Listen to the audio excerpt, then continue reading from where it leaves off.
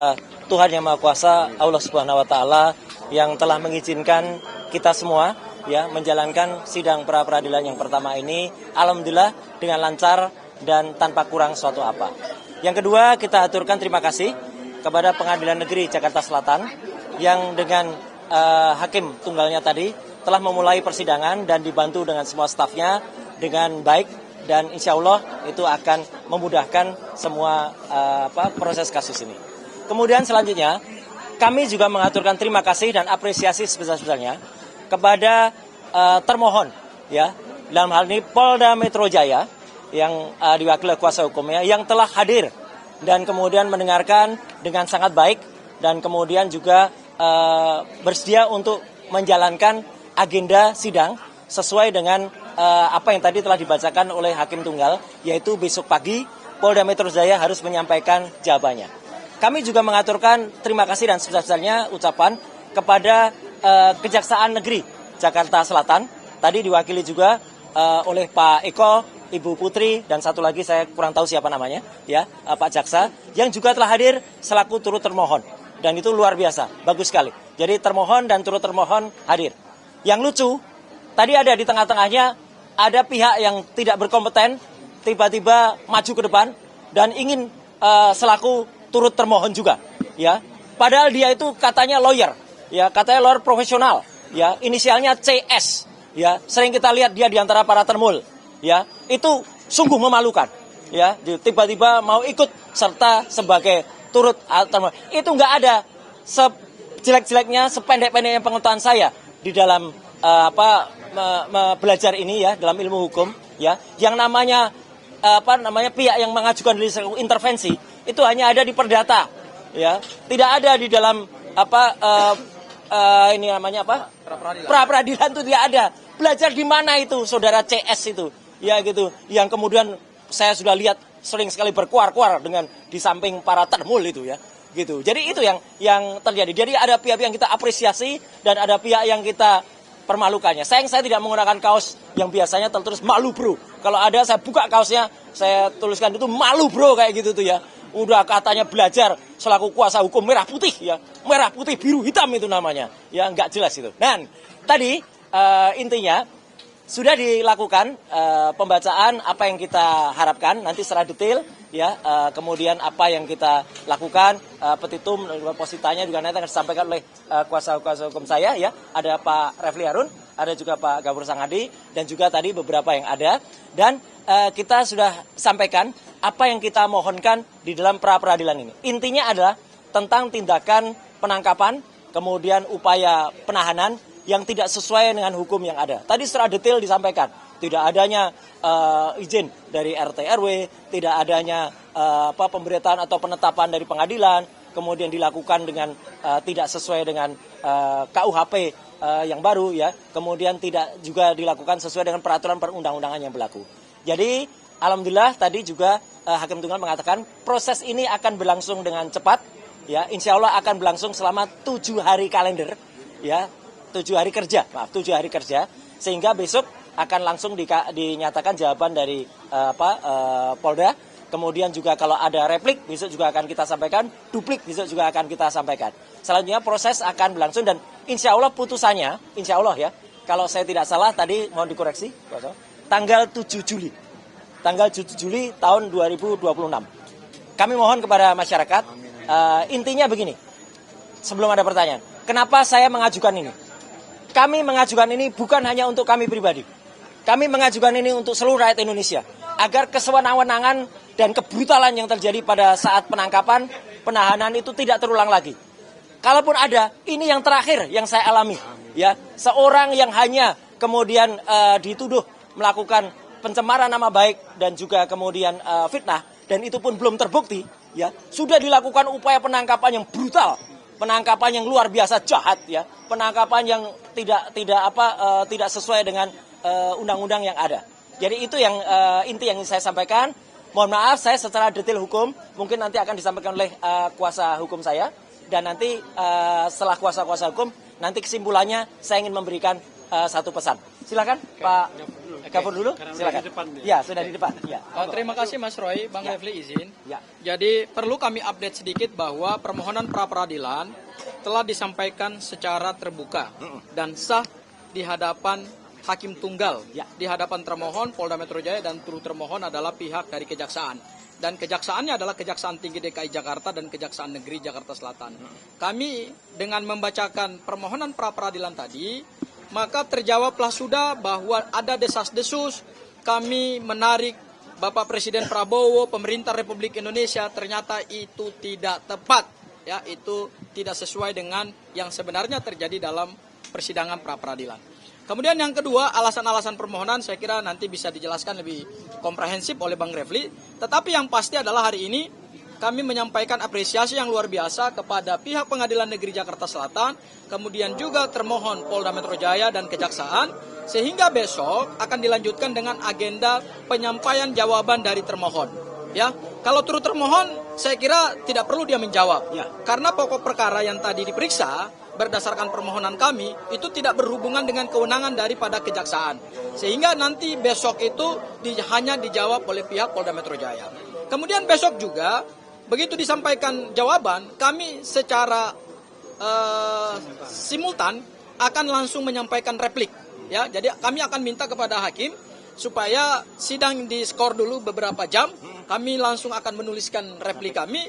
Kemudian kalau Polda Metro Jaya mau menyampaikan duplik, ya kami tentu akan juga memberikan kesempatan kepada Polda Metro Jaya untuk menyampaikan duplik. Dan setelah itu, pada hari Rabu Mas Roy, itu langsung kita masuk di dalam proses pemeriksaan. Ya, pembuktian. Yaitu bukti-bukti dari kami, bukti apa saja tentu nanti hari Rabu akan kami sampaikan. Termasuk juga kami akan minta kepada pihak Pengadilan Negeri Jakarta Selatan untuk memberikan kami fasilitas berupa layar, sehingga video-video yang menggambarkan proses penangkapan, penahanan, terutama penangkapan di rumah kediamannya Mas Roy, itu akhirnya nanti kami buka kepada publik. Sehingga silakan Anda nilai. Ya. Dan yang terakhir, Mas Roy, tadi terkait dengan pencekalan ya. Memang pada saat kami mengajukan materi permohonan pertama kali, itu memang tidak masuk. Sehingga kami berharap tadi kami akan masukkan dalam renvoy atau perbaikan. Tetapi karena memang tidak boleh menambah posita dan petitum, begitulah hukum acaranya, ya memang kami menghargai apa yang menjadi sikap dari hakim pra peradilan. Dan yang terakhir, kok ada, saya juga bingung ya, kok ada seseorang yang selama ini mengatasnamakan tim kuasa hukum Merah Putih, kok tiba-tiba nyelonong gitu loh untuk menjadi para pihak dalam perkara ini. Saya bingung juga nih. Ini belajar hukum acara pidananya di mana nih? Kalau pihak atau pihak lain masuk sebagai intervensi, itu hanya boleh diperkenankan dalam gugatan perdata. Nah, sementara ini perkaranya perkara pidana, tidak pernah ada pra peradilan itu kemudian ada pihak lain yang tidak punya kepentingan kemudian masuk menjadi intervensi. Ya sudahlah, kita ketawa sajalah. Inilah bukti bahwa bukan hanya pemohon yang juga menegakkan hukum secara unprosedural, tetapi juga pendukung-pendukung dari kubu sebelah itu ternyata juga banyak yang melanggar hukum. Saya kira itu, silakan Bang Refli untuk melanjutkan. Oke. Maju. Silakan. Oke. Sorry, maaf.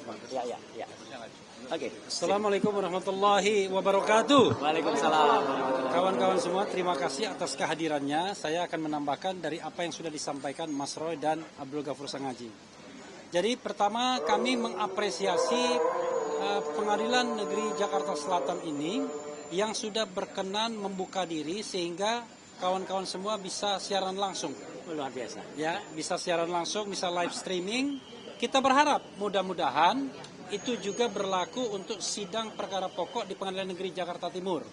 Karena kita mendengar belum diperbolehkan untuk live streaming atau untuk siaran langsung. Jadi dengan teman-teman kompak mengajukan surat misalnya, mudah-mudahan itu akan dibuka. Karena kami mendengar bahwa tidak boleh siaran langsung untuk perkara pokok. Yang akan dimulai kick off-nya untuk kasus Dr. Tifa itu tanggal 2 Juli 2026 pukul 9 pagi. Ya, itu satu pengumuman.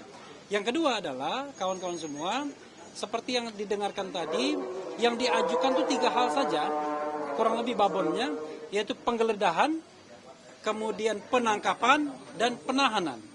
Kami berargumentasi tadi, ketiga hal tersebut melanggar undang-undang, terutama Undang-Undang Nomor 20 Tahun 2025 tentang Kitab Undang-Undang Hukum Acara Pidana. Penggeledahan kami menengarai tidak ada penetapan dari pengadilan negeri setempat tadi ya. Kemudian penangkapan kami menengarai bahwa alasan penangkapan dikaitkan dengan P21 atas sudah selesainya penyidikan itu tidak benar dan tidak sesuai menurut hukum. Karena menurut hukum yang ada itu harus dikaitkan dengan pemeriksaan tersangka dalam proses penyidikan atau Mas Roy mangkir 2 kali berturut-turut tidak dipanggil, tidak datang dan mangkir. Kemudian soal penahanan, kalau teman-teman tadi menyimak dengan seksama, pasal 100 ayat 5 Undang-Undang 20/2025 tentang KUHP itu menyebut 8 alasan dilakukannya penahanan. Dan dari 8 alasan tersebut sudah dibantah semua. Tidak ada satupun yang bisa dikenai kepada Mas Roy. Termasuk Dr. Tifa juga. Jadi apakah Mas Roy berupaya melarikan diri? Tidak. Apakah Mas Roy berupaya menghilangkan barang bukti? Barang bukti apa? Karena sudah selesai penyidikannya. Apakah mengulangi tindak pidana? Tindak pidana apa yang mau diulangi? Karena kita masih berdebat. Apakah yang dilakukan oleh Mas Roy itu sebuah tindak pidana atau bukan? Apakah ini ranah kebebasan berpendapat? Apakah Mas Roy tidak memberikan keterangan yang sebenarnya ketika diperiksa? Tidak juga. Apakah Mas Roy menghalangi saksi? Tidak juga. Apakah Mas Roy merasa terancam dirinya sehingga dia kemudian perlu minta tahan? Enggak juga. Bahkan Mas Roy menikmati hidupnya. Kemana-mana dia. Kadang-kadang sendirian juga, walaupun kita sebagai lawyernya khawatir juga. Tetapi intinya adalah dari 3 hal tersebut, penggeledahan, penangkapan, penahanan, itu kekeliruan fatal dari penyidik Polda Metro Jaya, dan karenanya kami memintakan di ketiga tersebut dinyatakan batal demi hukum, dan kemudian tentu ada administrasi untuk pembatalannya. Mudah-mudahan apa yang kami sampaikan ini bisa dikabulkan oleh Hakim Tunggal Pra-Peradilan Pengadilan Negeri Jakarta Selatan. Terima kasih. Wassalamualaikum warahmatullahi wabarakatuh. Sebentar. Sebelum saya penutup, Bu Aya ada? Pak. Baik. Ya. Jadi gini, ya. Saya ingin mengucapkan terima kasih. Tadi saya didampingi selain Pak Refli Harun oleh Pak Gafur Sangaji, Pak Ristan, Bu Soraya, dan juga Pak Yasena, dan juga beberapa yang lain yang tercatat tapi belum berkesempatan untuk kemudian tadi dampingi. Hal yang penting ini saya juga, karena ini update ya, yang saya sampaikan berhubungan dengan tadi, besok itu rencananya saya akan diundang oleh Polda Metro Jaya untuk melakukan klarifikasi atas laporan saya terhadap dokter palsu ya, Rismon Hasiolan Sianipar ya, yang telah melakukan tuduhan saya terhadap barang-barang Kemenpora. Tapi karena kepentingan dari sidang pra-peradilan yang sangat-sangat penting untuk saya hadir di sini besok, maka teman-teman saya sampaikan, sekali surat sudah juga meluncur ke Polda Metro Jaya, saya minta untuk pemeriksaan di Polda Metro Jaya di reschedule, karena itu toh saya yang mengajukan laporannya. Jadi nggak apa-apa, ya itu akan sekaligus menunggu juga dari Polda Metro Jaya juga memang sudah katanya sudah datang ke kantor Kementerian Pemuda dan Olahraga dan sudah mendapatkan jawaban dari kantor Kemenpora bahwa urusan barang-barang itu sudah selesai. Jadi dulu itu hanya ada kesalahan administratif pencatatan yang harusnya ke kementerian dicatatkan sebagai menteri. Dan itu sudah ada putusan juga dari Pengadilan Negeri Jakarta Selatan bahwa gugatan dari menteri sudah saya, Mas Imam Nahrawi, itu sudah dicabut, jadi sudah dibatalkan. Artinya saya sudah inkrah memenangkan perkara itu. Jadi tambahan saya cuma itu.